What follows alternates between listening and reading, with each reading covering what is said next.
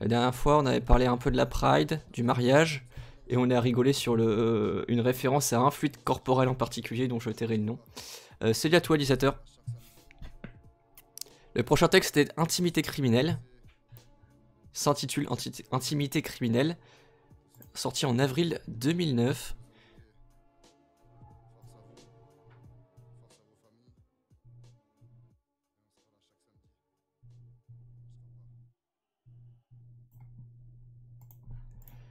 Et on peut commencer. Salut Elvire. Ah bah, comme tu veux, tu fais comme tu le sens. Alors là, on a une note des traductrices avant de commencer Intimité criminelle, donc qui précise ce texte nous vient, ce texte, tout comme Vers la plus queer des insurrections, dont le texte qu'on a lu juste avant. Bonjour Jeanne de Bar. Théorie de la pute et Comment devenir beauté, donc c'est les trois textes en question, est issu d'un même groupe qui a parfois pris le nom de Marie Nardini Gang et parfois de gang de queer criminels. Ils ont vu le jour à Milwaukee. Là, il y a une citation de Patti Smith, qui est une chanteuse de rock, je crois. Donc, citation, « Parce que la nuit appartient aux amants et amantes, parce que la nuit nous appartient. » Là, sous-titre, « De la mortalité. Vivre dans cette culture, c'est être mort, nu. La mortalité, c'est l'affect et l'aspiration à être un membre de l'ordre social dominant. C'est la relation sociale lorsque la vie est réduite au commerce et au capital. Elle est partout, chez celui qui marche dans la rue sans jamais croiser le regard de l'autre, dans les échanges de services, dans les rayons d'une grande surface et sur les bancs de l'église. Dans le capital, dans l'hétéronormativité, dans le droit, dans la morale, partout, c'est la logique de la mort. L'impensabilité de nos désirs est réitérée à maintes reprises. » Bon, la phrase est un peu compliquée, donc c'est-à-dire qu'on n'arrête pas de répéter le fait que nos désirs sont... on peut pas les... qu'on ne peut pas penser nos propres désirs. Le pouvoir et le contrôle sont inscrits dans nos corps. Qu'est-ce que la passion, le désir, l'aventure, le jeu? Qu'est-ce si ce ne sont des slogans accrocheurs pour publicité? Notre amour, nos appétits et nos corps mêmes sont définis par cette culture. Le capital est écrit dans nos corps. Nous n'osons pas rêver. Comment pourrions-nous même concevoir de vouloir plus? Et les agents et les efforts du biopouvoir, les bottes des agresseurs de queer, les caméras de surveillance panoptique omniprésentes. Alors panoptique, pour les gens qui ne savent pas, c'est une tour, c'est une tour qui surveille toutes les, qui est encerclée par un mur et comment dire. En fait, c'est une prison en cercle. Et au milieu du cercle, il y a une tour qui surveille tout le monde en même temps. Comme ça, les gens qui sont dans les cellules savent jamais si elles sont surveillées ou pas. C'est un méga coup de pression de la mort. Donc bref. Les bottes des agresseurs de queer, les caméras de surveillance panoptique, donc omniprésentes, accompagnées de gyrophares bleus, des sirènes et des flingues de la police, les campagnes pour le mariage gay et les services militaires, les douleurs persistantes de la monogamie et ce mannequin galbé, ad nauseam, sont partout érigés en points de contrôle qui garantissent l'impossibilité de toute alternative. La vie, mise à nu, n'est rien de plus qu'une lutte pour la survie à l'état brut, banale, froide, engourdissante. Pourrait-ce être plus flagrant? L'hétérocapitalisme, cette culture, cette totalité, ils veulent nous détruire. Le deuxième chapitre, enfin je sais pas comment on dit, sous-chapitre. Prendre et partager, de l'obtention de ce qui nous revient. Les rouages du contrôle ont rendu notre existence illégale. Nous avons enduré la criminalisation et la crucifixion de nos corps, de notre sexe, de nos genres indisciplinés. Raids, chasse aux sorcières, bûchers. Nous avons occupé l'espace des déviants et déviantes, des putes, des pervers et perverses, des abominations. Cette culture nous a rendus criminels, et bien sûr, à notre tour, nous avons dédié nos vies à la criminalité. Dans la criminalisation de nos plaisirs, nous avons trouvé le plaisir inhérent au crime. Alors inhérent, c'est-à-dire qu'on retrouve à chaque fois, pour les gens parce que si jamais il y a des personnes, parce que je sais que quand j'avais 16 ans, je savais pas ce que voulait dire inhérent, donc s'il y a des personnes de 16 ans qui regardent, voilà. J'ai dit ça, je précise ça pour bien dire que c'est pas parce que je vous prends pour des idiotes ou quoi. Hein. Voilà, j'espère que vous comprenez. Alors qu'on nous déclarait hors la loi pour qui nous sommes, nous avons découvert que nous sommes effectivement des putains de hors la loi. C'est en français dans le texte. Hein.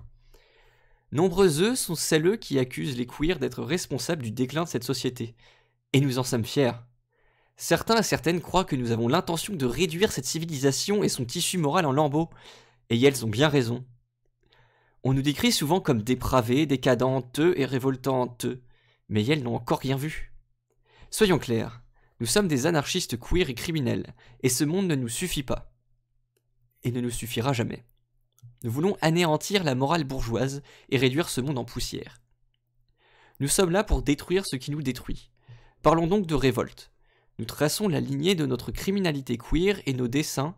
Et là, il y a un petit jeu de mots, donc il y a dessin, D-E-2-S, I-E-I-N-S, donc le fait de dessiner, et il y a entre parenthèses le E pour faire le dessin, donc le but, D-E-2-S-E-I-N-S. Voilà, donc nous traçons la lignée de notre criminalité queer et de nos dessins, et disparition de l'ordre social. Et quel délice que ce nectar que nous buvons, pirates lesbiennes des mers déchaînées, émeutières queer qui incendient les voitures de flics, sex-parties sur les ruines de l'industrialisme, braquereuses de banques arborant des triangles roses, réseau d'entraide mutuelle entre les travailleuses du sexe et les voleuses, gang de tranifag prêtes à en découdre. Avec plusieurs mots à expliquer. Les triangles roses, c'est en référence à un symbole qu'on forçait à porter aux personnes queer. Il y a un trigger warning, hein. Ouais, c'est bien, j'ai mis un trigger warning. Donc, trigger warning, on parle de violences sexistes, de violences sexuelles extrêmes. Donc, on parle vraiment de... Là, on va parler en particulier de la violence fasciste, des régimes fascistes. Donc, du coup, les gens que ça trigger, je comprendrais que vous resteriez pas. Évidemment, ça va durer 1 minute, c'est-à-dire si vous voulez revenir, le temps que j'explique. Donc, il y a eu une référence au triangle rose dans le texte. Et du coup, il y a... Alors si l'agriculture c'est un fouloir qui nous a bien mis dans la mouise pendant des minutes, d'accord. Du coup, le triangle rose, c'est un symbole qu'on faisait porter aux personnes queer dans les régimes nazis, tout simplement. Enfin tout simplement, c'est pas simple. Qu'on faisait porter aux queer dans les camps, en fait, pour pouvoir distinguer quel type de personnes étaient les gens enfermés, en fait. Voilà. Et c'est pour ça qu'il y a une référence au triangle rose. Ensuite, il y avait tranny fags, qui était dit en anglais, donc je vais voir le l'OCR, moi-même je sais pas ce que c'est, donc je vais au moins le lire pour moi-même. Tranny fag, ça veut dire PD trans, c'est un mélange entre fag, qui veut dire PD, et tranny, qui est une version un peu, on va dire, affectueuse de transgender, de transgenre en fait, de trans tout court même. On nous a assuré que chaque jour pouvait être le dernier. Nous avons donc choisi de vivre comme si notre vie était sans lendemain. À notre tour, nous faisons la promesse que les jours de l'existence sont comptés. Dans notre révolte, nous développons une forme de jeu. Nous expérimentons l'autonomie, la puissance et la force. Nous n'avons rien déboursé pour ces habits, et nous payons très rarement pour notre nourriture. Nous volons sur nos lieux de travail et nous nous prostituons pour avoir de quoi vivre. Nous baisons en public et nous n'avons jamais joui si fort. Nous partageons nos conseils... Nous baisons en public ? Ouais, bon, j'ai oublié de préciser que certains textes sont un petit peu problématiques, mais bon. Nous partageons nos conseils en escroquerie entre ragots et préliminaires. Nous avons pillé des lieux jusqu'à la moelle et partagé le butin dans la joie. Nous détruisons des choses la nuit et nous marchons main dans la main en sautillant sur le chemin du retour. Nous faisons sans cesse grandir nos structures informelles de soutien et nous serons toujours là les uns les unes pour les autres. Par nos gangbangs... Par nos gangbangs, nos émeutes et nos hold-up, nous articulons la collectivité et l'approfondissement de ces ruptures. De l'intimité criminelle, de la fabrication de monde et du devenir n'importe quoi. Ça, c'est le titre du prochain sous-chapitre, je sais pas. L'extase et l'électricité du crime sont indéniables. Nous avons ressenti une si douce montée d'adrénaline lorsque nous avons échappé aux vigiles et que nous nous sommes sucé la bite, le dick clit, le clito dans le bus. Donc dick clit, c'est un mélange entre dick qui veut dire bite et clit qui veut dire clito, qui désigne un clitoris agrandi par l'effet de la testostérone. Et quelle plus grande sensation d'être en vie que celle d'un marteau qui brise la façade du capital de son poids. Le crime m'aide à sortir du lit chaque matin. Nous, queer et autres insurgés, nous avons développé ce que les gens bien comme il pourraient appeler une intimité criminelle.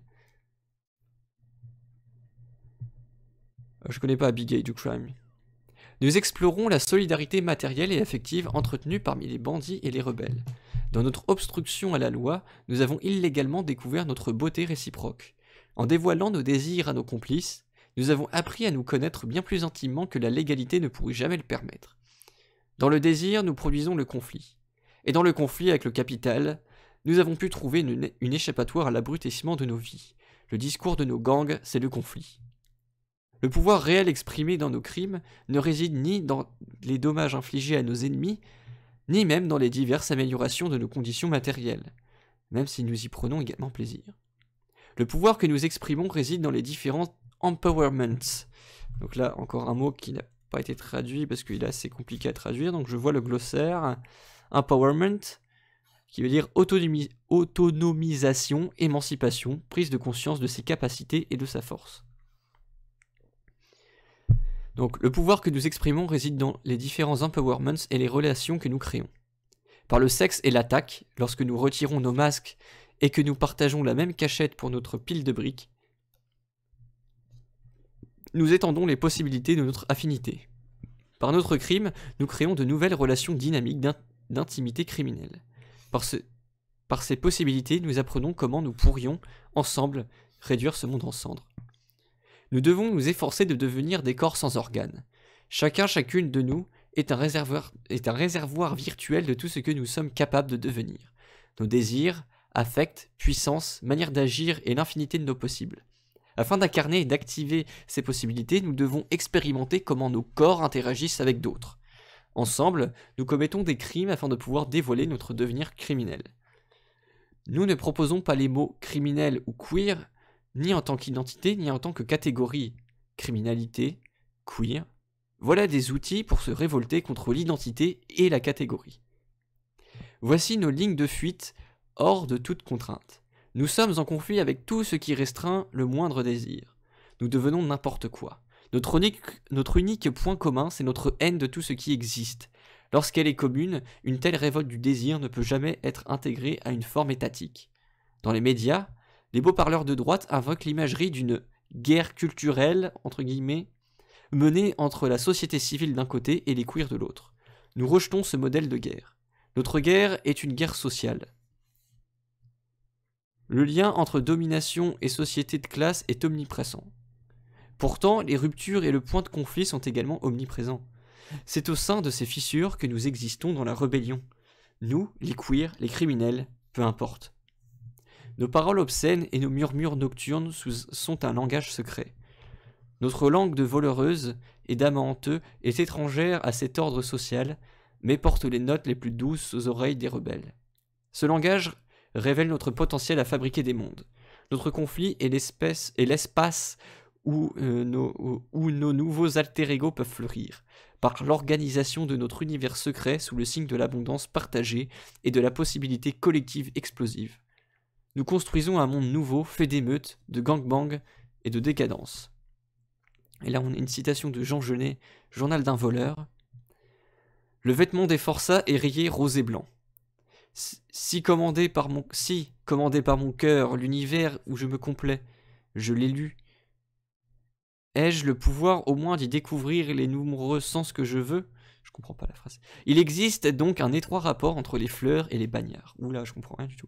La fragilité, la délicatesse des premières sont de même nature que la brutale insensibilité des autres. Que j'ai à représenter un forçat ou un criminel, je le parerai de tant de fleurs que lui-même disparaissant sous elle en deviendra une autre, géante nouvelle. Vers ce qu'on nomme le mal, par amour, j'ai poursuivi une aventure qui me conduit en prison. S'ils ne sont pas toujours beaux, les hommes voués au mal possèdent les vertus viriles. De même, ou par choix fait pour eux d'un accident, ils s'enfoncent avec lucidité et sans plainte dans un élément réprobateur, ignominieux, pareil à celui où, s'il est profond, l'amour précipite les êtres. Les jeux érotiques découvrent un mal innommable que révèle le langage nocturne des amants. Un tel langage ne s'écrit pas. On le chuchote la nuit à l'oreille d'une voix rauque. À l'aube, on l'oublie. Niant les vertus de notre monde, les criminels désespérément acceptent d'organiser un univers interdit. Ils acceptent d'y vivre. L'air y est nauséabond. Ils savent le respirer. Mais les criminels sont loin de vous.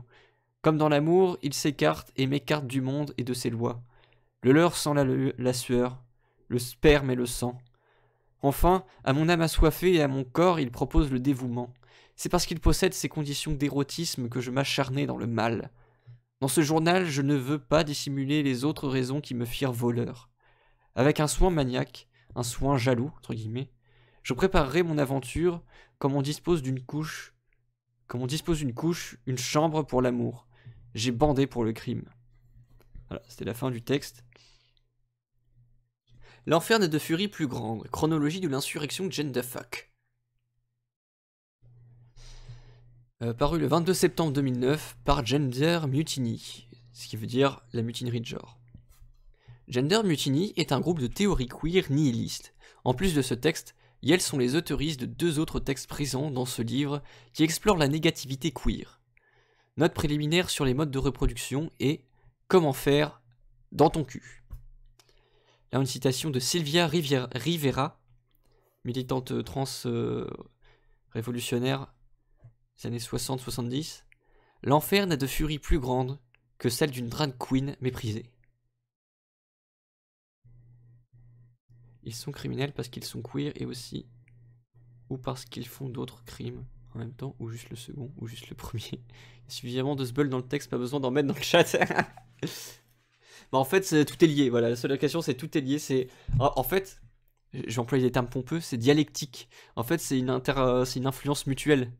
La société considère les queers, enfin la société fait des queers des personnes criminelles, et du coup ces queers là en question qui ont créé le texte se considèrent comme criminels et en fait une revendication, on va dire, militante. Voilà, donc au final ça s'influence mutuellement. Je sais pas si je réponds bien à tes questions, enfin c'est comme ça que moi je l'interprète. Je dirais cette phrase 1 million de fois, mais pour pas qu'on croie que je prétends avoir la réponse absolue. Ce texte le texte qu'on va lire est très intéressant parce qu'il retrace l'histoire des mouvements queer, mais on parle vraiment de l'histoire depuis des millénaires jusqu'à aujourd'hui, quoi. Alors, la chronologie qui suit, n'a guère besoin d'introduction. Les actions de tous ces émeutières parlent d'elles-mêmes. Il suffit de dire que cette petite chronologie tente de répondre modestement à une erreur dans les idées reçues sur l'insurrection, selon laquelle l'insurrection serait macho, masculine, ou qu'elle renforcerait les normes de genre. Elle tente également de contrer une autre erreur dans la chronologie communément admise dans la résistance queer et trans, selon laquelle, entre guillemets, Stonewall marqua le début.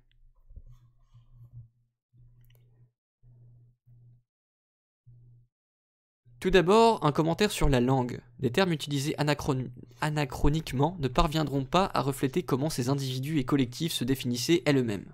En outre, nous ne disposons d'aucun témoignage de ces émeutières qui, à part ceux de quelques participants honteux de Stonewall et de Compton. Dans tous les cas, la langue nous fera historiquement défaut dans l'évocation d'événements qui s'étalent sur une si longue période, en divers lieux et au sein de cultures différentes. Nous choisissons donc simplement de parler d'insurrection genderfuck. Cela sonne bien à nos oreilles. Donc genderfuck, ça veut dire niquer le genre, en fait. Le fait de niquer le genre, c'est-à-dire qui s'oppose à l'identité de genre. En soi, le fait de la normalité de genre aussi, on peut dire de manière plus actuelle. Genderfuck est un terme actif. Ah bah tiens, j'ai pas besoin de faire de pause, il explique après. Il évoque une force qui va à l'encontre de la norme de genre. Voilà pourquoi il faut que j'arrête de commenter les textes. C'est incroyable. Ce qui est plus intéressant pour nous que d'autres termes qui sont passifs et parlent d'identité, qui tentent de figer et borner la transgression de genre à quelques individus d'exception. Quelques individus d'exception. Et vous savez comme on adore les individus sur cette chaîne, bien sûr. Notre visite commence en Grèce, berceau de la démocratie et lieu de la plus récente et massive insurrection contre le faux espoir de la démocratie. Chronologie. 390. À Thessalonique, en Grèce, Butérique, commandant de la milice, arrête un artiste de cirque populaire sous le coup d'une nouvelle loi qui punit, entre guillemets, l'efféminité masculine. Les habitants de Thessalonique, qui aiment l'artiste, se rebellent et tuent Butérique, en réponse à l'insurrection. Les autorités rassemblent et massacrent 3000 personnes. On peut dire qu'ils ont buté Butérique. Voilà, bon, on continue. 1250. Dans le sud de la France, une petite troupe d'hommes travestis entre et se pavane à la demeure d'un riche propriétaire terrien. tout en chantant « Nous volons le beurre et l'argent du beurre ». Ils ignorent les protestations de la maîtresse de maison et pillent la propriété. 1450-1451. C'est l'époque de la rébellion de Cad dans le Kent et l'Essex, en Angleterre, menée par les serviteurs de la reine des fées, entre guillemets. Des paysans font irruption sur les terres du duc de Buckingham pour lui dérober son gibier. On peut dire que dans le Kent et l'Essex, c'est plutôt sexy. Voilà, bon d'accord. 1530. Lors de sa campagne contre les communautés qui résistent à la conquête de la zone occidentale de la Nouvelle-Espagne, entre guillemets, le conquistador espagnol Nuño de Guzmán fait le récit d'une bataille. Le dernière guerrière indigène à être faite prisonnière à l'issue du combat est, selon le conquistador, citation, un homme habillé en femme, qui a combattu fort courageusement. Là, XVIIe siècle. Le travestissement et les masques sont des éléments clés des carnavals qui ont lieu dans toutes les villes d'Europe. Les festivités sont organisées par des sociétés d'hommes, entre guillemets, célibataires aux personnalités trans. On les appelle prieurs de Malgouverne, entre guillemets, abbés de déraison, mère folle et ses enfants, etc. Au cours des festivités, elles tiennent la cour, entre guillemets, avec des mariages parodiques et distribuent des pièces à la foule. Yel se moque du gouvernement, critique le clergé et proteste contre la guerre et la hausse du prix du pain. 1629, en Essex encore, en Angleterre, une émeute contre le prix du grain est menée par Capitaine Alice, qui est trans. 1630, à Dijon, en France, la mère folle et son infanterie font bien plus que d'organiser des carnavals et se moquer des élites. Yel mène une révolte contre les agents des impôts royaux. En conséquence, le roi furieux promulgue un édit qui abolit l'abbaye de Malgouverne. 1631. Émeute contre les Enclosures en Angleterre, menée par Madame Skimmington, à la tête d'une foule travestie. Alors Enclosure, ça veut dire appropriation et privatisation des terres, auparavant dédiées à l'usage commun. 1645. À Montpellier, en France, une révolte fiscale est menée par la branlère, nommée d'après un terme utilisé pour évoquer les femmes masculines. Voilà, j'ai même pas besoin de faire de jeu de mots, le nom même est un jeu de mots. 1720. Un nombre incalculable de pirates trans prennent le large à l'âge d'or de la piraterie dans les Caraïbes. Il n'est pas rare à l'époque pour des femmes, entre guillemets, de passer pour des hommes, alors qu'elles naviguent dans la marine à bord de navires marchands et de bateaux de pirates. Raid and Bonnie sont les deux pirates trans les plus connus de cette époque. Yale navigue avec le capitaine John Rackham et leur procès pour piraterie a fait connaître leurs histoires. Les rumeurs disent qu'elles sont les combattantes les plus féroces et courageuses de leur équipage. Comme la plupart des pirates, elles sont pédées. 1725. Dès 1707, les sociétés de réformation des mœurs mènent des attaques systématiques contre les réseaux queer clandestins de Londres. Plus de 20 Molly Houses sont perquisitionnés par la police à Londres et de nombreuses Mollies, MTFs, sont traînées et pendues publiquement pour travestissement. Alors MTFs, c'est dire male to female, je suppose. Rackham le rouge. Ah, John Rackham, c'est le type qu'on appelle Rackham le rouge. Ah ok, cool. Mais un jour, en 1725, alors que la police tente de faire une rafle dans une Molly House de Covent Garden, la foule des Mollies, dont beaucoup sont travestis, se défendent farouchement et répondent à l'attaque policière par la violence. 1728 à 1749. Alors là, je crois que c'est une longue citation. C'est une longue citation. De qui? Ok. Pour ne citer que 4 exemples, des barrières de péage sont démolies par des bandes d'hommes armés en habits de femmes et perruques dans le Somerset en 1731 et 1749, à Gloucester en 1728 et dans le Hertfordshire en 1735. La citation, dont la source n'est pas indiquée dans ce texte, semble provenir de l'article de Leslie Feinberg, Anti-Gay, Anti-Trans Law Rooted in Class Rule, publié le 21 septembre 2007 dans le journal communiste Workers' World. C'est Molly House ou Money House? Molly. Molly comme Molly, comme le prénom, je suppose. Je sais pas pourquoi ils s'appelaient les Molly. Mais oui, c'est M-O-2-L-Y. 1737, encore une citation. Cette fois, toujours de Leslie Feinberg. Les émeutes de Porthouse, je sais pas comment on prononce, déclenchées par la haine vouée à un officier anglais en réaction contre la législation douanière oppressive et en résistance à l'union entre l'Écosse et l'Angleterre, sont menées à Édimbourg en Écosse, par des hommes déguisés en femmes. Leur leader est connu sous le nom de Madge Wildfire. Madge Wildfire. Donc le... Ouais. Ok, c'est de la drogue Molly. Ah, c'est peut-être pour ça, du coup.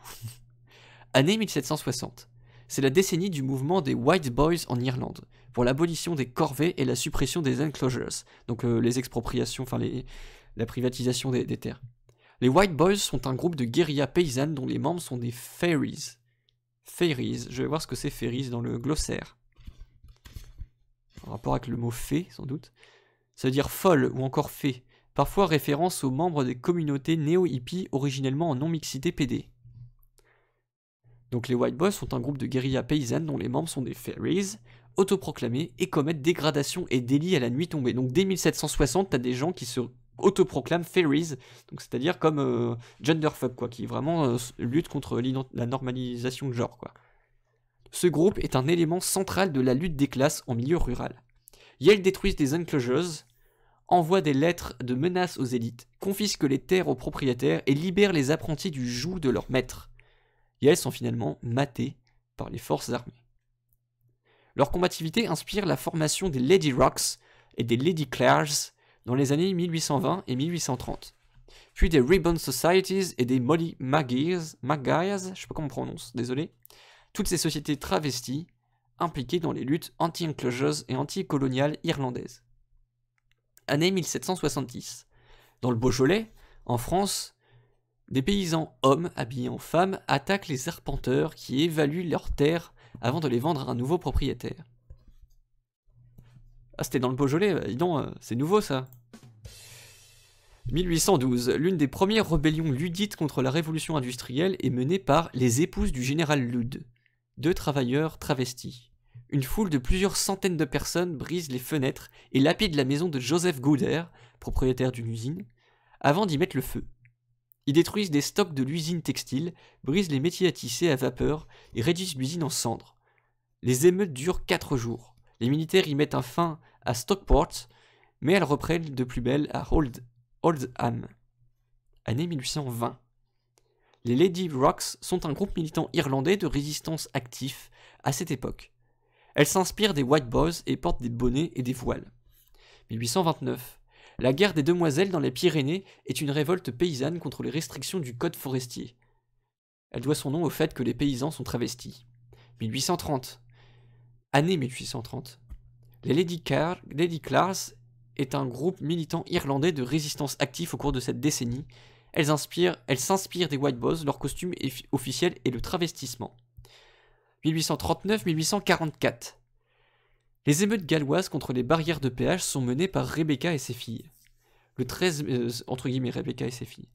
mai 1839 en est un exemple bien documenté. Au crépuscule, le signal des corps, donc au CORS, les instruments de musique, des tambours et des coups de feu, se fait entendre à travers la campagne occidentale du pays de Galles. Des hommes armés, des paysans habillés en femmes, cavalcadent en brandissant fourches, haches, faucilles et armes à feu. À l'assaut de la barrière de péage, leur chef rugit. « Vive les lois de gratuité! Péage gratuit vers les mines de charbon et les fours à chaud !» Ces demandes sont ponctuées par une cacophonie de musique, de cris, de détonations de fusils de chasse. Les troupes rebelles brisent les barrières de péage et s'enfuient à cheval, victorieuses. Et elles se font appeler Rebecca et ses filles. Les Rebecca sont actives pendant 4 ans au Pays de Galles, à la tête de milliers de filles, entre guillemets, travesties, qui détruisent les barrières de péage. Et elles reçoivent un large soutien populaire.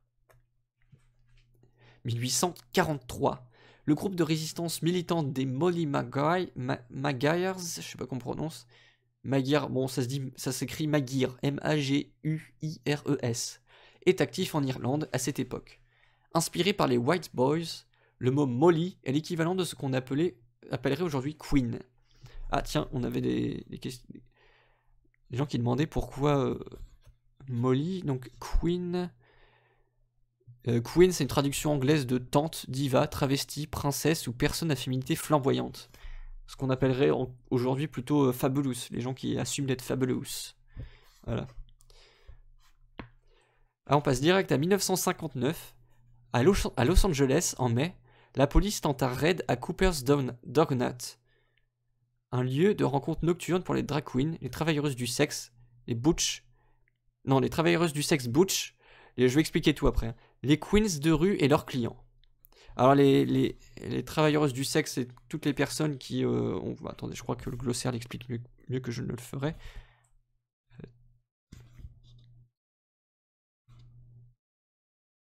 Bah. Hustler, ah d'accord. Hustler, personne qui sait se débrouiller pour survivre, possiblement en tirant des avantages ou bénéfices d'autres personnes. Travailleurs du sexe, c'est synonyme, ok. Et les butch, donc c'est les... Si je dis pas de bêtises, c'est les femmes lesbiennes qui ont une apparence très masculine, c'est ça. Lesbiennes qui utilisent des codes de présentation masculins, voilà, d'accord. On a le même anglais. Je crois que ça se prononce McGuire. Comme MacGyver. On peut dire que... On peut pas dire que ce soit très salé à Cooper's Dognut. Oh là là là, je me fatigue. Bref. Donc ce fameux à Cooper's Dognut, il y a un raid de la police parce que c'est fréquenté par des queers. Voilà. Les flics exigent qu'elle présente une pièce d'identité. Les queers ripostent. Les Dognuts et autres tasses de... Les donuts, là pour le coup c'est... Les donuts et autres... Ah non d'accord, j'ai fait un jeu de mots de merde parce que ça veut juste dire la pâtisserie de Cooper qui fait des donuts. Donc j'ai dit de la merde. Les donuts et autres tasses de café se changent en projectiles. Le combat se propage dans la rue. Les flics pris d'assaut appellent du renfort. Les émeutiers sont arrêtés et la rue est bouclée pendant toute une journée. 1966. En août 1966, les patrons de la cafétéria de Compton, un lieu de rencontre nocturne de San Francisco, ouvert 24 heures sur 24 pour les drag queens et les travailleuses du sexe du quartier de Tenderloin, appellent la police, jugeant qu'un groupe de jeunes queens fait trop de raffus. Un officier de police, connu pour sa brutalité envers les habitués de Compton, attaque une queen. Elle lui jette son café au visage. Une bagarre éclate. Assiettes, plateaux, tasses et meubles volent en tous sens. Les vitrines du restaurant sont brisées. La police appelle des renforts alors que l'émeute se propage dans la rue. Les vitres d'une voiture de police sont brisées et un kiosque à journaux incendié. À l'époque, il se faisait victimiser par des donuts. Maintenant, c'est pas des lentilles, ça reste fragile, un flic. C'est par des lentilles.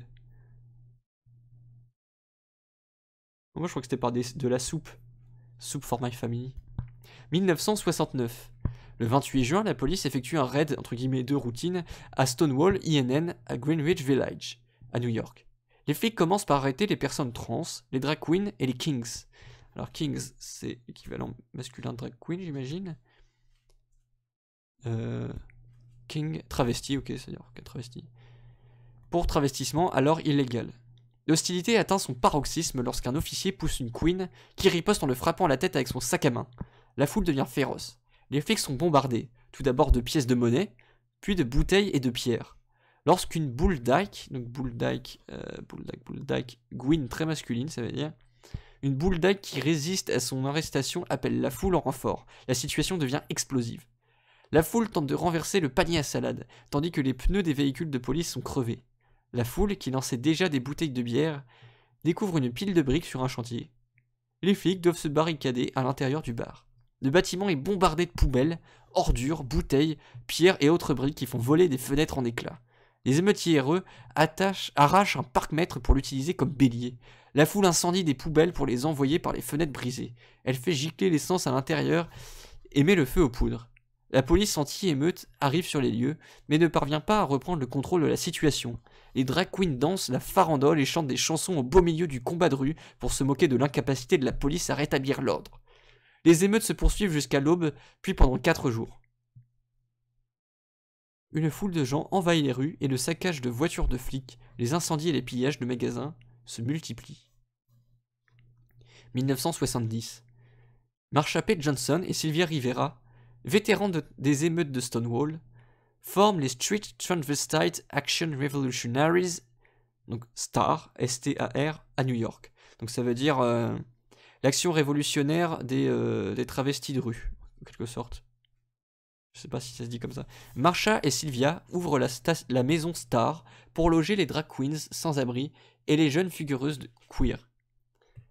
Les mères, entre guillemets, de la maison font du travail du sexe pour payer le loyer afin que leurs enfants, entre guillemets, n'aient pas à le faire.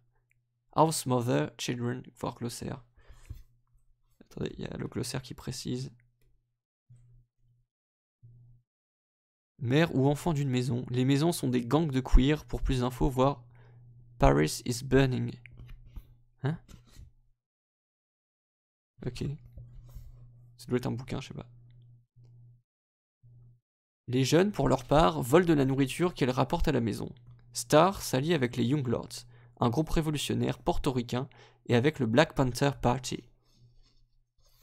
C'était la fin de cette chronologie sur les révoltes trans. Enfin, les révoltes queer en général. Genderfuck. Pittsburgh. Les anarchistes queer sèment le chaos au G20. Donc là, on a un autre tract. L'un des traductrices, le communiqué qui suit est extrait d'un compte-rendu de la première journée du sommet de G20 à Pittsburgh, le 24 septembre 2009. Cette manifestation extraordinaire de rage à l'état pur, est venue couronner une journée entière d'émeutes. Le texte intégral est disponible sur crimethink.com. D'autres rapports ont indiqué que plusieurs anarchistes queer ont attaqué des aspirants queer bashers au beau milieu de toute cette euphorie.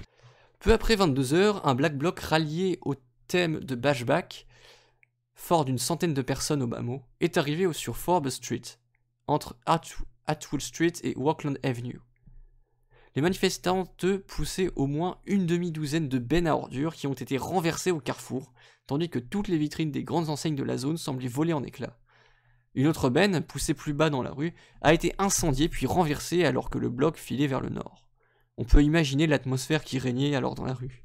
Les silhouettes en pleine course, les explosions de verre brisés qui résonnaient sur les bâtiments, le faible reflet des réverbères sur les visages masqués, le bruit des sirènes qui se rapprochaient, rappelant à tous l'arrivée en force de la police anti-émeute à seulement 2 rues de là.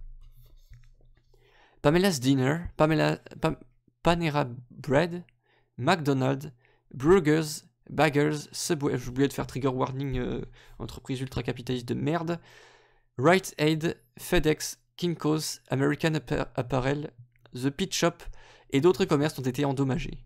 Un H&R bloc tout proche sur Atwood Street s'est aussi plein d'actes de vandalisme. Le bloc s'est déplacé vers le nord et est monté sur un commissariat de quartier, devenu la cible d'une vengeance particulièrement amère. Des véhicules de police traquaient déjà les manifestants vraisemblablement pour tenter de les encercler. Cependant, la zone universitaire était trop ouverte et les civils trop nombreux pour permettre à la police de piéger leur proie aussi facilement. Certains et certaines participants se sont alors détachés de la manif, d'autres ont continué ensemble jusqu'à Craig Street, où Kisnow's Subs, la banque PNC, le Irish Designer Center, BNY Mellon et la banque Citizens furent endommagés avant que le bloc ne finisse par se disperser. Dans la foule, la police a donné un nouvel ordre de dispersion préenregistré aux étudiants rassemblés sur Shenley Place et aux alentours de la prétendue cathédrale du Savoie, entre guillemets. C'est un gratte-ciel de 163 mètres de haut abritant l'université de Pittsburgh. Avant de tirer plusieurs dizaines de grenades lacrymogènes sur la foule. Au cours des heures qui ont suivi, l'occupation policière de la zone universitaire a été massive et les affrontements avec les étudiants ont continué jusque dans les dortoirs. Comme à Saint-Paul, après le premier jour du Congrès national républicain, le déploiement des forces de police, en réponse à une action directe anarchiste plutôt modeste en comparaison, a été si excessif qu'il n'a fait qu'étendre le conflit à un public beaucoup plus large. Destruction oui, séparation non. Quelques réflexions sur l'Église et l'État. Extrait de Pick and Black Attack 4, paru le 30 janvier 2010. Le débat sur le mariage entre personnes de même sexe, pour le courant politique dominant, est essentiellement divisé en 2 camps. La droite est contre et la gauche est pour. Naturellement, ces 2 camps ne représentent que le discours dominant et marginalisent les autres opinions. Les anarchistes et autres radicaux ont ainsi de tout temps été opposés à l'institution du mariage en général et ont plus récemment pris position contre le mariage entre personnes de même sexe, assimilationniste par nature. Une autre opposition, libertarienne, donc libertarien de l'anglais libertarian, partisan d'un ultralibéralisme anti-étatique, Et là, c'est moi qui rajoute, c'est qui dérive vers une sorte de fascisme en fait. C'est de l'ultralibéralisme fascisant. Une autre position libertarienne, celle-ci, a également gagné en popularité ces dernières années. L'État ne devrait pas s'ingérer dans l'institution du mariage. Il devrait être privé de tout statut juridique et relever plutôt de la seule autorité des églises. Il semblerait à première vue que cette position concorde avec la critique anarchiste. Elle propose essentiellement une solution non étatique à la question du mariage, sans ingérence du gouvernement ni réglementation de l'État. Il s'agit cependant d'une fausse alternative, précisément parce que c'est une solution non étatique. Ce qu'il faut, c'est une solution anti-étatique. La position libertarienne comporte deux volets principaux, l'un économique, l'autre social. L'argument économique consiste à dire que les allégements fiscaux et autres avantages financiers obtenus grâce au mariage s'apparentent à une aide sociale octroyée à celles qui se marient. Au fond, celles d'entre nous qui ne se marient pas payent pour celles qui se marient. Selon l'argument social, le gouvernement ne devrait pas avoir son mot à dire sur qui se marie avec qui, puisque les adultes consentants, eux, devraient avoir le droit de se marier sans que l'État s'en mêle. Ces arguments sont tous deux convaincants. Le problème, ce ne sont pas les arguments, mais les idées reçues sur lesquelles ils reposent, et par extension les questions qu'ils laissent en suspens. Le rôle de l'État constitue peut-être le principal point de dissension entre les approches anarchistes et libertariennes. Comme nous l'avons dit plus haut, l'anti-étatisme tranche avec le non-étatisme.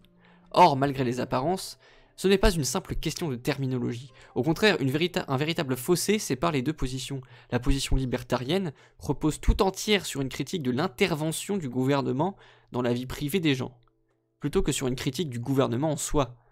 Par exemple, l'argument libertarien économique affirme implicitement que la protection égale en vertu de la loi n'est pas effective actuellement, en raison des allocations versées à celles qui choisissent de se marier. De même, l'argument libertarien social repose sur l'idée reçue selon laquelle il n'incombe pas au gouvernement de décider de qui peut ou non se marier. Ce serait là une atteinte aux libertés. Ces arguments omettent tous deux l'idée selon laquelle le gouvernement est problématique en soi. Ils retournent le problème. Le gouvernement serait trop présent, comme si en réduire l'intervention suffisait à résoudre le problème du mariage homosexuel. En outre, un argument fondé sur la recherche d'un rôle adéquat pour l'État dans nos vies implique d'accepter ce rôle, quel qu'il soit, en tant que sujet de l'État. Plaider pour un meilleur gouvernement, c'est plaider en tant que citoyen, citoyenne, en tant que personnes qui sont partie prenante à la société régie par l'État. L'approche libertarienne néglige aussi de critiquer la société civile et tout ce qui la lie à l'État.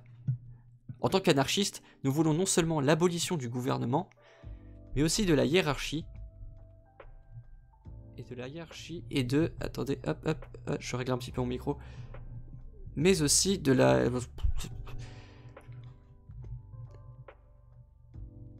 En tant qu'anarchistes, donc, nous voulons non seulement l'abolition du gouvernement, mais aussi la hiérarchie de la hiérarchie, et de la domination sous toutes leurs formes. Cantonner le mariage à un simple engagement religieux ne remet en cause ni la nature patriarcale du mariage, ni l'hétérosexisme généralisé et étayé par l'Église. Si nous voulons abolir les hiérarchies et l'autorité, détruire l'oppression et la domination, nous devons prendre pour cible toutes les institutions qui les maintiennent, les entretiennent ou en dépendent. Une plus forte séparation entre l'Église et l'État n'y change rien. La solution non étatique en matière de mariage entre personnes de même sexe est donc au mieux inutile. Elle ne fait qu'apporter une solution à la question politique des droits, de la forme de gouvernement la plus appropriée et de la protection égale. Tout cela n'a que peu d'intérêt pour celles d'entre nous qui sommes en quête de libération queer. Pardon, j'ai bien touché le micro, excusez-moi. Nous n'en appelons pas au gouvernement en qualité de sujet, en quête d'une égalité qui nous a longtemps promise, mais jamais accordée.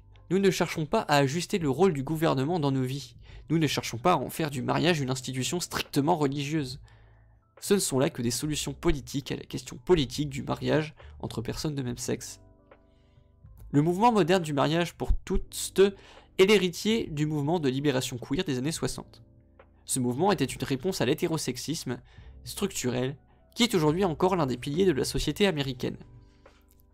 Cependant, lorsque le mouvement s'est tourné vers le militantisme politique comme vecteur de changement, il a adopté la logique du système politique. Celui-ci comporte des règles et des structures bien définies qui imposent un cadre restreint, aussi bien aux revendications qu'aux solutions. Ces revendications, parce qu'elles doivent adhérer à un système de règles abstraites, deviennent abstraites parce qu'elles doivent être établies selon les termes fixés par le système politique. Ainsi, le mariage entre personnes de même sexe devient une revendication politique qui exige une solution politique. Ces solutions politiques doivent également adhérer aux règles du système, ce qui empêche tout renversement du processus politique, la primauté du droit. Le système et le processus politique écartent ainsi des solutions qui dérogent à ces règles et à ces limites. La solution libertarienne, à la revendication du mariage entre les personnes de même sexe, s'inscrit dans ces limites et ne fait rien pour les contester. Elle ne défie ni le système politique, ni le système social en général. Si elle répond à la revendication sans l'État, elle le fait d'une manière qui n'affecte en rien le processus politique. Pour aller vers une solution anti-État, nous devons d'abord pousser à une nouvelle réflexion sur la question du mariage entre personnes de même sexe. Comme nous l'avons noté plus haut, le nouveau souffle qui habite le militantisme politique en faveur du mariage pour tous nous vient d'une lutte pour la libération. Cette lutte, à travers sa politisation, a été réduite à une série de revendications vis-à-vis de l'État. Nous devons rejeter ce phénomène et lutter contre la politisation de la lutte, contre la transformation de nos vies en questions politiques. Et là, en majuscule, nique l'Église, nique l'État. Ils auraient pu dire ni Dieu ni maître, ça aurait été exactement pareil. Alors, j'aime bien comment ça nuance les questionnements qu'on a eu lors de la dernière séance de lecture, qui est actuellement sur YouTube d'ailleurs. Donc, réflexion sur la dissolution de Bashback, de Pick and Black Attack. Numéro 6, parce qu'avant on a lu le 4. Le 2 septembre 2010. Pink and Black Attack, donc l'attaque rose et noire, est un journal queer anarchiste et anti-assimilationniste qui a vu le jour dans la région du nord-ouest des États-Unis. De nombreux communiqués d'action clandestine y ont été reproduits, et de nombreux textes théoriques et de réflexion y ont été publiés, contribuant pour beaucoup à la prolifération de Bashback. Le journal a survécu après la mort du réseau Bashback, mais a depuis cessé de paraître. Bashback a vu le jour en tant que réseau d'anarchistes queer afin de marquer une présence spécifiquement queer lors des manifestations contre les congrès nationaux démocrates, donc la CND, et le congrès national républicain, CNR, de l'été 2008. Vous souvenez-vous, on en a parlé pour les gens qui étaient là, évidemment. C'était le premier truc dont on a parlé lors de la dernière séance. Remarquant l'absence de visibilité lors des mobilisations passées, Bashback s'est rapidement développé et des sections ont été créées partout aux États-Unis. L'affirmation Bashback est mort était l'un des principaux mots d'ordre de la rencontre Bashback de 2010. Je voudrais proposer quelques pistes de réflexion sur cette affirmation et ses implications. Le réseau, déjà. La formation du réseau Bashback s'est faite dans un but précis: les contre-manifestations lors des congrès nationaux démocrates et républicains. À l'époque de la formation de BB, il n'existait aucune organisation ou réseau spécifiquement anarchiste et queer au niveau national. D'ailleurs, il n'existe toujours pas en France et ça ne saurait tarder. Malgré l'existence de longue date de groupes anarchistes queer locaux ou régionaux, l'objectif de ces groupes reste local. Bashback s'est constitué pour répondre à un besoin de réseau anarchiste queer national, comme en atteste son vif succès. La création d'un réseau national était alors jugée utile, puisque capable de rassembler un grand nombre de queers anarchistes sous un même mot d'ordre: la résistance face à ces congrès. Ceci démontre également le désir pour un grand nombre de personnes de se rassembler spécifiquement autour de cette identité. Des points d'unité ont été adoptés et de nouvelles sections sont encore apparues à travers le pays. Le seul critère d'adhésion était l'adoption de ces points d'unité, d'où la création d'un réseau de sections décentralisées et très informel, avec une certaine présence au niveau international. La structure du réseau, organisée en sections locales autonomes plutôt que selon des principes d'organisation traditionnels et formels, en a également facilité l'expansion rapide, l'accent étant mis sur l'action. Au-delà des points d'unité, l'unité idéologique et tactique n'était pas une priorité.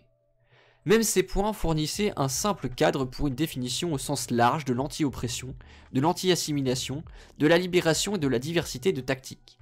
Bashback, en tant que réseau plutôt qu'organisation formelle, à l'instar d'une fédération, n'a jamais formellement tenté de définir son analyse politique. Les sections locales qui composaient Bashback étaient loin d'être homogènes. Les différentes sections étaient seulement reliées entre elles par un nom et éventuellement quelques amitiés communes, chaque section étant unique dans son mode de création, de fonctionnement et d'action.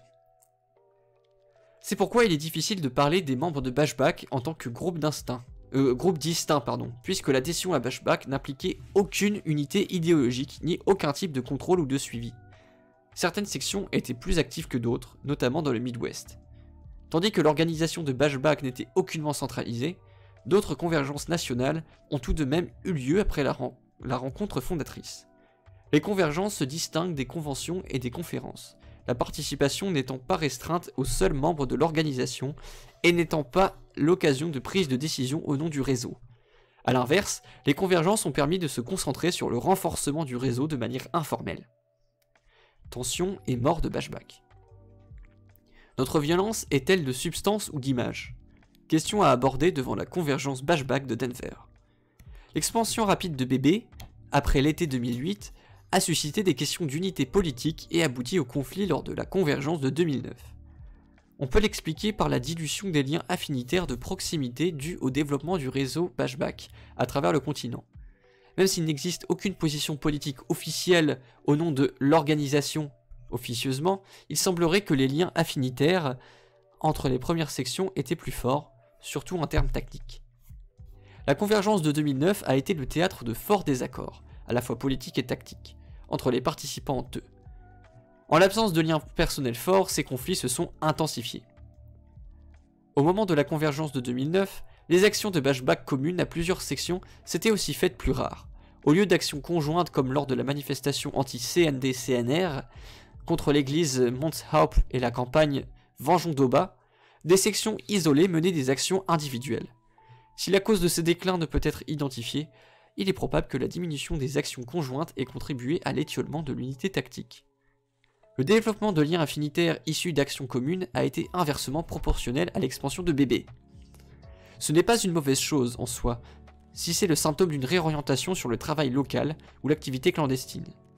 Cela démontre en tout cas un affaiblissement des liens, intersections, caractéristiques des origines de Bashback. Les différences politiques et tactiques qu'aucun processus organisationnel interne à Bashback ne pouvait résoudre ont donné naissance à des visions opposées de l'organisation. Lors de la convergence de 2010, l'avenir de BB a ainsi été remis en question. Les divergences d'opinion portaient sur le mode organisationnel du groupe. Certaines personnes préconisaient une forme d'organisation qui s'apparentait davantage à une fédération. Relations formalisées entre les sections, insistance accrue sur l'unité politique théorique. D'autres ont affirmé que Bashback était mort, devait mourir en tant qu'organisation. De nombreux points allaient ensuite être remis en question. Organisation ou anti-organisationnalisme. Affirmation de l'identité queer ou négation de l'identité. Non-violence ou appel à une diversité de tactiques, autonomie ou révolte.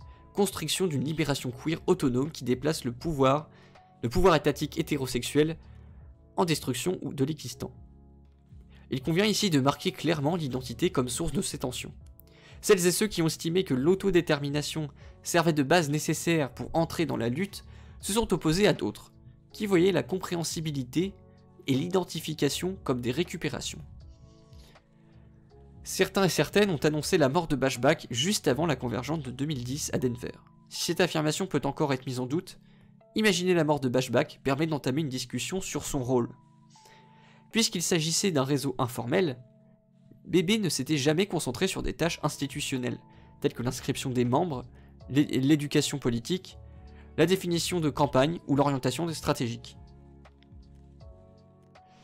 Le soin de ces tâches, si elles devaient être effectuées, avait été laissé à chaque section. Il est donc difficile de parler de BB dans son ensemble, parce qu'aucune position ou politique organisationnelle n'a jamais été explicitée.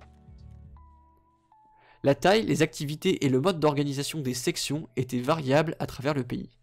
Selon les sections, le recrutement était ouvert ou affinitaire, basé ou non sur des réseaux préexistants d'amis et de camarades. Ces différences importantes entre les sections rendent toute discussion sur BB ardue, puisque sa seule définition résidait dans l'acceptation des points d'unité. La facilité à rejoindre BB a permis une croissance rapide en visibilité et en nombre, accompagnée d'actions revendiquées par des sections et des membres sur l'ensemble du pays. Point suivant, l'organisation. Si nous devions un jour avoir une liste de membres, ne nous inscrivez pas dessus. Question à aborder avant la convergence de Bashback à Denver. L'extrême décentralisation adoptée par Bashback à son commencement incluait des limites et compromis. Ces limites ainsi que la nature identitaire de Bébé peuvent fournir des bases théoriques afin de mieux comprendre son ascension et sa chute. En faisant de l'action et de la constitution d'un réseau ses principales impulsions et expressions, Bashback faisait peu de cas d'une unité politique et théorique. Si cette position n'est pas problématique en soi, les contradictions internes de l'identité queer ont compliqué la tentative d'établir un réseau anarchiste queer. Puisque le queer est largement compris comme une identité explicitement sociale plutôt qu'une identité explicitement politique, les visions politiques réelles des membres de Bashback étaient fort différentes. En dépit des bases anarchistes de Bébé, le terme anarchiste était employé dans le sens d'une identité politique passive, plutôt que pour dessiner une unité politique cohérente. Le manque d'affinité politique devint problématique lorsque l'adhésion était basée sur l'identité sociale. Les choix de Bashback en ce qui concerne sa forme d'organisation furent donc limités, puisque n'importe quelle formalisation vers une structure de type fédéral aurait été entravée par le manque d'unité idéologique parmi ses membres. La forme organisationnelle de Bashback influa également sur sa longévité. Sans définition précise de l'adhésion, ni des stratégies et des objectifs sans délégation, des responsabilités, aucun mécanisme ne permettait à Bébé de maintenir une existence officielle. Comme indiqué précédemment, le groupe avait été fondé dans l'objectif de générer un réseau et une série d'actions précises, comme les manifestations contre les CND et CNR par exemple, c'est-à-dire pour répondre à un besoin spécifique. Son but premier n'était non pas la permanence de l'organisation, mais la constitution d'un réseau anarchiste queer reposant sur une structure minimale. Une organisation qui répond à un besoin spécifique rend sa permanence inutile à partir du moment où le besoin est satisfait. Si la permanence organisationnelle devient une préoccupation secondaire, la dissolution d'une organisation peut alors être une alternative souhaitable, puisque le maintien d'une organisation n'est pas une fin en soi. Le passage d'un réseau fortement décentralisé à une organisation plus formelle changerait irrévocablement le caractère de l'organisation. Le désir de s'essayer à une restructuration radicale d'une organisation existante indique que priorité est donnée à la conservation du nom et de l'héritage de l'organisation, au détriment des actions qui ont créé sa réputation. Si une organisation ne répond plus aux besoins des personnes du fait de ses limites structurelles, mieux vaut s'en débarrasser. Point suivant, fin. Là, entre guillemets, baiser, seulement baiser, fin de citation. Graffiti sur un mur pendant une discussion de préparation d'action, Convergence Bébé, mai 2010. Bébé, c'est les deux lettres BB, c'est l'acronyme de Bashback, tout simplement. A l'origine, Bashback tentait de combler un vide, l'absence de réseau anarchiste queer. C'est l'affinité de ses participants entre eux qui a formé Bashback. Les actions qui en étaient l'expression trouvèrent un certain écho, et de nouvelles sections virent le jour.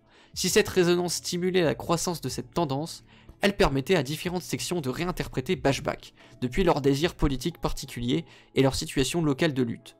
Le statut de Bashback comme réseau imposait certaines limites qui n'auraient pu être franchies sans un changement fondamental du modèle d'où était tiré son succès initial.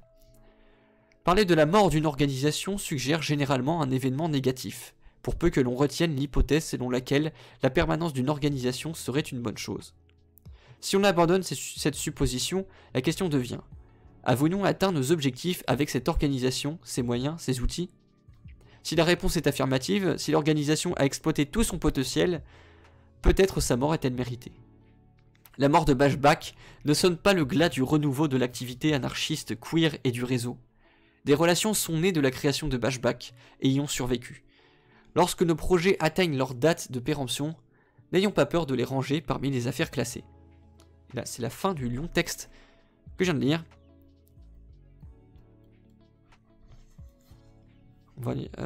Et là, ce texte montre en fait en quoi Bashback a permis aux queers et anarchistes des États-Unis de se retrouver et de constituer un réseau. Et en gros, c'était un moyen de structurer un peu la révolte queer, en fait, selon moi. C'est à partir de Bashback, il y a eu enfin, ça s'est structuré. Il y en a qui ont compris, qui ont pu faire une sorte de développement théorique sur l'identité. Donc, est-ce qu'on doit abolir l'identité ou est-ce qu'au contraire, on doit faire en sorte qu'il y ait une pluralité d'identité, etc. Des débats qui, selon moi, sont très théorique et très spécifique au queer, à l'anarchisme queer états-unien, parce qu'il n'y a pas ça du tout en France. Peut-être aussi parce que justement il n'y a pas eu de structuration du mouvement queer radical en France, comme l'a fait Bashback, et que du coup on n'a pas pu se retrouver entre nous pour débattre et discuter, échanger, théoriser. Voilà. Mais je vois que dans le texte, je me souvenais plus de ça, mais apparemment il y a eu des sections internationales, c'était pas que aux États-Unis. Oui, c'était pas le truc qui allait mener au grand soir, mais c'était un outil pour créer une dynamique à partir de convergence. Voilà, c'est ça. Et en gros, il y en a qui étaient plus organisationnels, type fédération. Coucou Lily. Et il y en a qui étaient plus type style autonomie. Communiqué du 13 novembre 2011. Au petit matin, le 13 novembre, une banderole a été déployée sur un pont au-dessus de l'autoroute I-90-94 à Chicago. On pouvait y lire « Ne pleurons pas nos mortes, attaquons, vengeons Shelley ». Et 3 véhicules de police étaient mis hors d'état de nuire en réponse au meurtre brutal d'une jeune femme trans, Shelley Hilliard, dite Trésor, dont le tronc a été retrouvé en bordure de cette même autoroute, I-94, à Détroit, la semaine dernière. Et là, j'ai une alerte pour ça, oui, c'est les commandes. Et là, c'est ça que j'aime bien, c'est que quand elle commence à rentrer dans la théorie, ça devient complètement chez-père, je comprends même pas l'intérêt. Et là, quand ça rentre dans l'action, ben oui, faites ça. Au lieu de faire des trucs complètement chez-père, là. Bref. On se perd facilement... oh la vache, oui. On se perd facilement dans le chagrin provoqué par cette violence de genre d'une brutalité inouïe à l'encontre du corps des femmes trans. 1 sur 12 est condamnée à une mort violente aux mains des partisanes et défenseuses de cette société abjecte. Mais notre violence est l'alchimie qui peut transformer nos larmes en un puissant poison ruisselant dans la gorge de l'ordre social. Agir pour venger la mort de Shelley et nous rappeler, nous tous, que face à la terreur des prisons, de la police et des agressions transphobes, il est de notre obligation de riposter contre tout ce qui cherche à nous détruire. Nous avons hâte que les attaques se multiplient au cours des prochaines semaines, à la mémoire de Shelley, et pour nous tous. Solidarité avec toutes les femmes trans et les rebelles du genre qui survivent et se rebellent dans les entrailles des prisons et sous les flingues des ports. Les traiter de porc, c'est insulter les porcs, je suis désolé, ça c'est spécifique, mais bref. Solidarité avec tous nos camarades aux États-Unis, au Mexique, en Grèce, au Chili et partout ailleurs, qui ont choisi d'attaquer et doivent à présent faire face à la loi. Solidarité avec celles dont on a criminalisé la survie et qui se réapproprient leur propre capacité à lutter.